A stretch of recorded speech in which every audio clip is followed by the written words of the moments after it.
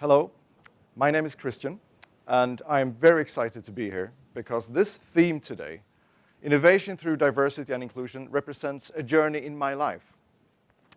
I am Swedish, and during my lifetime, Sweden has changed from being a very homogeneous country to a very diverse country.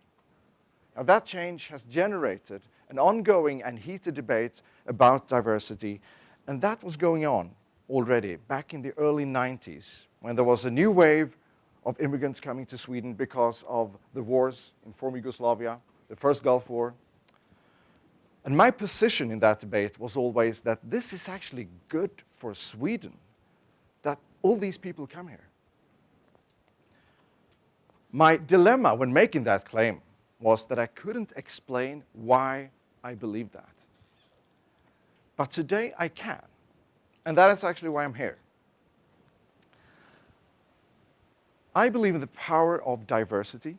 Yes, I believe in equality too. I believe it makes sense that the workplace should always reflect the population as a whole. But that's not why I'm here. I'm here to build a different and very particular argument for why we should always strive for diversity of all kinds. I work today for a company called the Medici Group.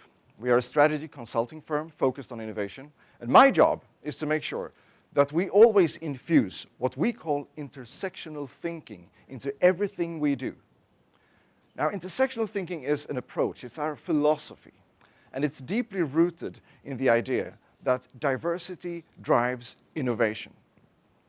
Now, these thoughts are explored by author Frans Johansson in his books The Medici Effect and The Click Moment. And just so you know, we didn't steal his ideas. He's my boss.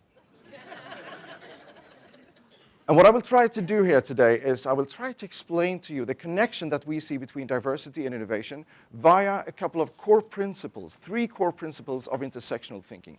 And as you will see, these core principles are counterintuitive. If they hadn't been, groundbreaking innovation would be very simple. And the debate in Sweden and other countries would look very different. So, the first one, of course, is diversity. We need to apply it. And this is counterintuitive because we don't like it. We really like being with people who are like ourselves. I like being with people who are like me because I'm great to be with. That is an illusion called the similar attraction effect. Why diverse perspectives will give you more ideas comes down to a very basic fact of innovation. That is that all new ideas are really only combinations of existing ideas, which means that we can innovate by combining unrelated concepts. And that is far more likely to happen if we mix people with different backgrounds. Let me give you a very concrete example because I like food. In the 60s, there was influx of Italian immigrants into Sweden. And since then, the pizza has been a core part of Swedish food culture. We have pizza restaurants everywhere. Now, year after year, the most popular pizza in Sweden is a pizza with a Swedish twist, the kebab pizza, which is pizza with kebab meat on it. It's very simple. It's 2 existing ideas combined into one new idea. And this happens all the time, everywhere. I'm also interested in fashion. My favorite piece of clothing, though, is something I've never worn. It's called the burkini. It's an Australian invention by a woman called Ahida Zanetti. She's Australian, but she has Lebanese background and she is Muslim. And she saw a problem for her female Muslim friends in Australia. They wanted to take part in Australian beach culture because that's a big part of the Australian culture. But they also wanted to follow rules about strict clothing. So she invented the burkini, which is a burkini that covers the whole body, including the hair. And it was a hit. She saw a very limited target group, and that was these Muslim women in Australia. To her surprise, this became a global hit. It turned out there were Muslim women everywhere who found this very practical. So 9 out of 10 bikinis are sold outside of Australia. Biggest market, the Middle East, of course. The strange thing is actually, why didn't they invent it there in the first place? But that is because they did not have this diversity of cultures that she saw in Australia. So Do we need to wait for someone to have this sudden insight based on diverse cultures? No, and this is the true power of diversity. We can actively and purposefully step into the intersection of different perspectives and innovate. There is a company in Stockholm, they're called DICE, they make computer games and they're very good at it. They did this a couple of years ago. They stepped into the intersection. They were working on a game called Mirror's Edge. It was a so-called first-person shooter game, a genre that had gone hopelessly stagnant, and the project manager wanted to do something about that. So he decided to use diversity to get new ideas. And he had programmers in one part of the building, and he had animators in another part of the building. Usually they sent specs to each other via email. That's how that industry worked. Now he got a big room, he put them all together side by side and told them, work together, talk to each other, solve problems directly. I want new ideas. And that was the starting point of the 2 worst weeks in his career. Because they hated to work together. They couldn't work together. All they did was quarrel. And they asked him to end this madness, but he was very persistent. And after about 2 weeks, he saw things changing. Quarrels turned into conversations like, can you do this? No, but I can do this if it helps. Actually, that might help. And then they started talking, and someone else came over because they overheard the conversation. And they solved the problem together. He was extremely surprised at the way they clashed in the beginning, but he was even more surprised at how fast this new dynamic took over. They soon found a new working style.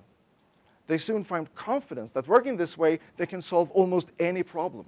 And they did come up with ideas that renewed the genre and made Mirror's Edge into a very influential and innovative game. When I interviewed him, he said that the biggest frustration in all of this was that he didn't know if this would work. He didn't know how it would play out. And that takes us to the second principle of intersectional thinking, and that is unpredictability. We should embrace unpredictability. We should welcome it. And that is counterintuitive, because usually we want to avoid it. Billions of dollars are spent every year on models making things predictable. We just like figuring things out. And we see that when we work with clients. They may embrace the idea of diverse teams, but they tend to want to figure out what kind of diversity they need in that specific team and what kinds of ideas they will come up with because of that diversity. Example, they say, let's mix our engineers with preschool teachers, and they will come up with ideas that will make our products better for kids. Sounds smart, doesn't it? But that is making it predictable. And if it's predictable, anyone can do it using logic. What you should do, you should put together a team that is as diverse as possible, put them to work, and see what happens.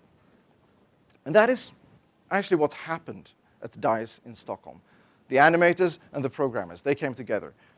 And to their surprise, one area where they improved dramatically was their ability to make the player control the movements of the character in the game. They could do that in a much more dynamic and advanced way than they had thought possible. And that inspired them to make this shooting game into a parkour game. Now, parkour is this extreme sport where they climb walls and jump between rooftops in a very acrobatic fashion. They took that into the game and gave the game a whole new dimension. It was not only about shooting enemies anymore. And people really liked it. So, this was not something they planned, that he set out to do. It just happened because of the new working style. So don't try to figure it out beforehand. Let yourself be surprised, because if you are surprised, your competitors will be surprised, because something takes off in a new direction that even you didn't plan. But you are the leader in that direction because you found it. Speaking of surprise, 3 out of 10 people who buy the burkini are not Muslim. So why do they buy the burkini? Well, doctors recommend it because it decreases risk of skin cancer because it covers the whole body. Also, the trend in bikini fashion is that bikinis become smaller and smaller. And many women would actually prefer if it was the opposite. And the burkini is the opposite because it covers the whole body. And I saw that some of you looked a bit confused when I was talking about that pizza with a Swedish twist. The kebab pizza, you're thinking, kebab? Is that Swedish? Well, here's the thing. All those pizza restaurants I talked about, they are not owned by Italian people anymore. For some reason, most of them are owned by people from the Middle East. Let's not go into why, that's just the way it is. And at some point, someone thought the most obvious thing to do was to take this Middle Eastern specialty and put it on this Italian specialty, and the Swedes just happened to love it. And now it spreads, and I've met Italian people who think this idea is blasphemous, but they like the pizza. So how should we operate if the success of intersectional ideas is so unpredictable? Well, we need to try them. That's the only way to see if it works. And that takes us to the third principle of intersectional thinking. That is execution. That is critical. If you have an idea, intersectional thinking says, try it, do it, execute something, put it out there and see what happens. And that is counterintuitive too, because we want to analyze before we execute. Otherwise, we risk failure. But I'm going to tell you that failure is necessary here. Failure needs to be an important part of the execution strategy of a diverse team. And here is why. They are not really experts. They have a lot of tools in their toolbox. They have different perspectives. They will look at the particular problem in many different ways. They will try different ways to execute it. Most of these ways will fail. But that doesn't matter if one succeeds, because that one way of doing it will be innovative and new. A homogeneous team is perfect if you know exactly what it is you need to do. That's not the case here. The problem with a homogeneous team is that they think they know exactly what they need to do. And they will do it, and they will do it very well, because they will do it the same way that they did last time. In other words, they will not innovate. And that is why diverse teams are not only better at coming up with innovative ideas, they're also better at executing them. I have read so many books and reports about the benefits of diversity. But nothing beats seeing it in front of my eyes when we work with these diverse teams. And it happens in very complex ways. I'm going to give a very simple example. This is from India. We were working with a big room of people like this, but they were organized in teams around tables. There were far more men than women in the room. So some of the teams were all male teams. We always try to avoid that because it's not good. And for many of those teams, it really didn't work. It didn't take off. That was a huge issue to us. But we also had two teams with students from a local business school, and many of them were women. So we split out those teams, and we asked these women to go to the teams that didn't function. And they sat down there and started working, and they exploded. It was amazing to see how suddenly they started functioning. It was like giving them an injection of vitamins. And I know that roughly half of you are not surprised at all by this. But I don't actually think that women are smarter than men. I think that these teams lacked a particular perspective. And when we added that, things started happening. Because in a diverse team, you don't have to be smart.